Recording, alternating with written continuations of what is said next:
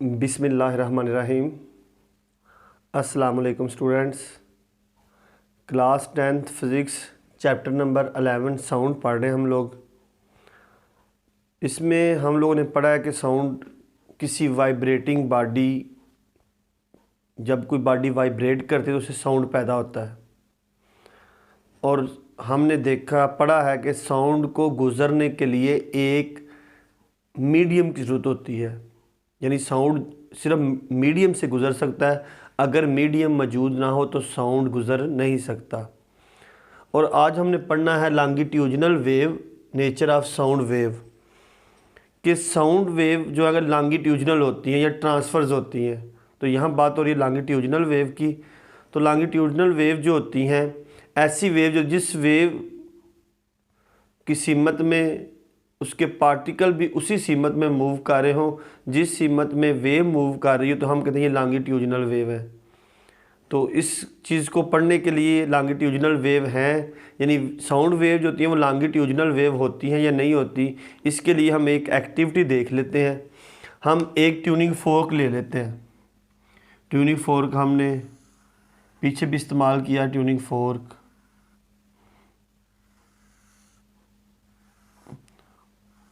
ये हमारे पास एक ट्यूनिंग फोर्क है। हमने पढ़ा अगर ट्यूनिंग फोर्क किसी रबड़ हैमर से अगर हम लोग इसको रबड़ हैमर के ऊपर मारेंगे तो ट्यूनिंग फोर्क में वाइब्रेशन पैदा होना शुरू हो जाती है। इसकी पीछे हमने एक्टिविटी साउंड में देखा कि साउंड में जब इसको हम रबड़ हैमर पे थ्रो करते हैं तो इसमें वाइब्रेशन होती है, और वाइब्रेशन की आवाज़ जो होती है वो हम सुन सकते हैं। उसको पानी में भी हमने उसका एक्सपेरिमेंट किया था, या एक हमने सिंपल पेंडुलम से लिया था कि इसमें वाइब्रेशन होती है या नहीं होती। अब हमने क्या किया, अब अगर हम देखें नेचुरली तो इसके ट्यूनिंग फोर्क के इर्द गिर्द जो है यहाँ पे हवा जो है वो मौजूद है।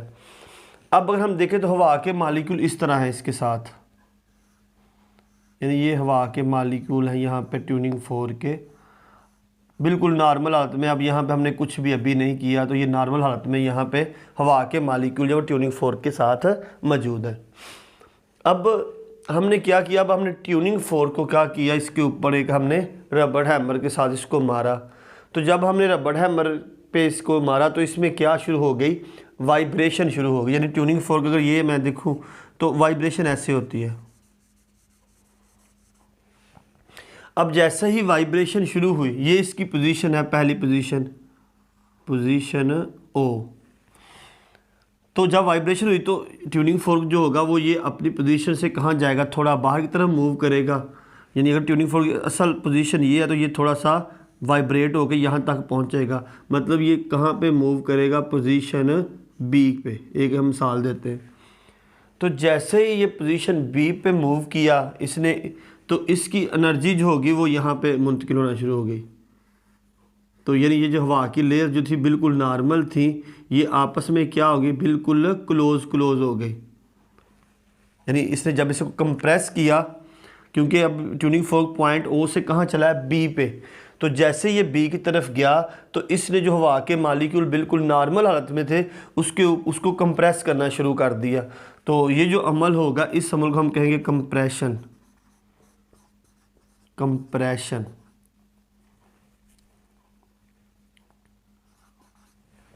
ये कंप्रेशन का अमल होगा।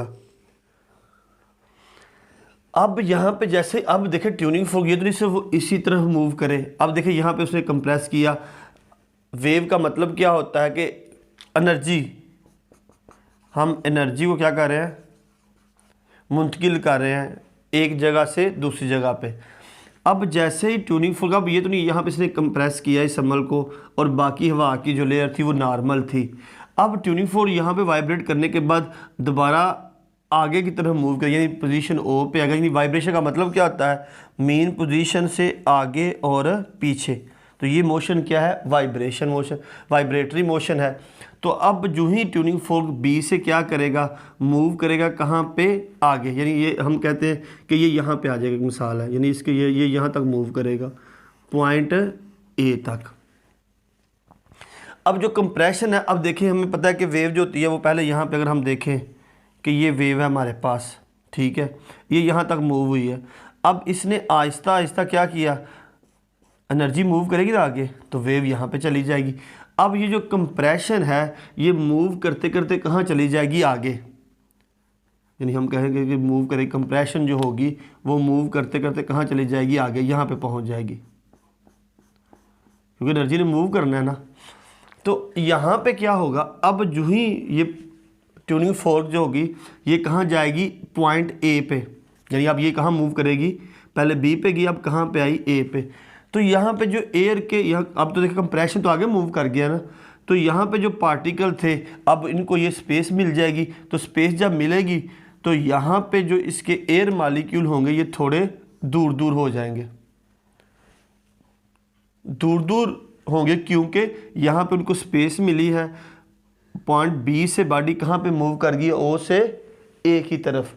तो जैसे ही आगे मूव की है तो यहाँ पे जो होंगे क्या हो जाएंगे, ये जो एयर पार्टिकल है ये दूर दूर मूव करेंगे। तो इस समल को हम कहेंगे रियरफैक्शन। अब ये तो नहीं कि यहाँ पे रुक जाएगा, ट्यूनिंग फोर्क तो मुसलसल वाइब्रेट करेगा पॉइंट ओ से बी और बी से ओ की तरफ।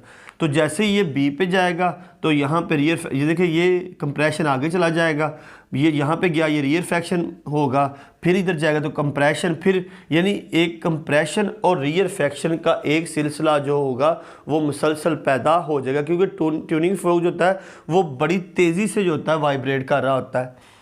अब यहाँ पे आप लोगों ने अंडरस्टैंड कर लिया होगा कि ये जो कंप्रेशन पहले बना था वो आगे मूव कर चुके। अगर मैं इसको अलग अलग अगर हम देखें थोड़ा सा कि ये कैसे होगा, अब अगर हम देखें तो पहले मरले में हमने देखा था कि एयर के पार्टिकल जब यूं ही अब ओ गया कहाँ पे, बी पे मूव किया, तो यहाँ पे क्या बन गया, कंप्रेशन बन गया।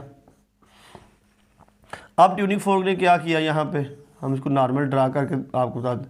अब जैसे ही ट्यूनिंग फोर्क कहाँ से गया, बी ए पे चला गया, अब इसकी मूवमेंट कहाँ पे है, ए की तरफ, इधर है।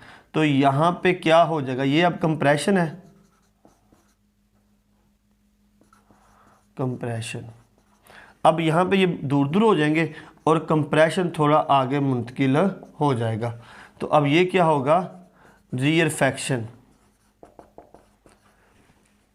अब बॉडी फिर क्या होगी, पॉइंट ए से ओ और ओ से फिर बी की तरफ जाएगी।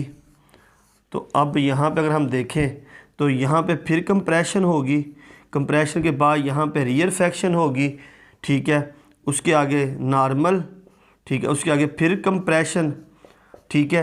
तो अब ये सिलसिला होगा कंप्रेशन और रियरफैक्शन का सिलसिला जो होगा वो मुसलसल पैदा होना शुरू हो जाएगा। ये तो कंप्रेशन और रियरफैक्शन पैदा हो गई, यहाँ समझ आ गई। अब देखें, अब हवा के मॉलिक्यूल यहाँ पे थे तो वेव भी किस सीमत में मूव कर रही है, इसी सीमत। अगर देखें तो यही है ना, ऐसी चल रही है ना वेव, यहाँ से आगे, आगे से एनर्जी को लेके आगे मूव कर रही है। तो यहाँ से जिस सीमत में वेव है इसी सीमत में हवा के मॉलिक्यूल भी जो हैं वो उसी सीमत में मूव कर रहे हैं जिस सीमत में वेव मूव कर रही है। तो यहाँ से हमें पता चल गया कि जब दोनों चीज़ें, वेव और उसके मॉलिक्यूल जो होते हैं वो एक ही सीमत में एक दूसरे के पैरेलल शुरू हो जाएं तो इस समर को कहते हैं लॉन्गिट्यूडिनल वेव। मतलब अब एयर पार्टिकल देखिए यहाँ पे, जैसे ही ये वेव आई तो एयर पार्टिकल भी जो है जिस डायरेक्शन में वेव चल रही है उसी डायरेक्शन में एयर पार्टिकल जो है ये मूव कर रहे हैं और एक दूसरे के क्या हैं, पैरेलल होते हैं। तो जहाँ पे वेव और उसके जो मॉलिक्यूल होते हैं एयर के, यहाँ पे एयर की बात हो रही है तो उसके मॉलिक्यूल एक ही डायरेक्शन में और एक दूसरे के पैरेलल हो तो उसको हम कहते हैं लॉन्गिट्यूडिनल वेव। तो यहाँ पे हमें क्लियर हो गया कि जो साउंड वेव होती हैं ये लॉन्गिट्यूडिनल वेव ही होती हैं। और यही हमारा आज का आर्टिकल था।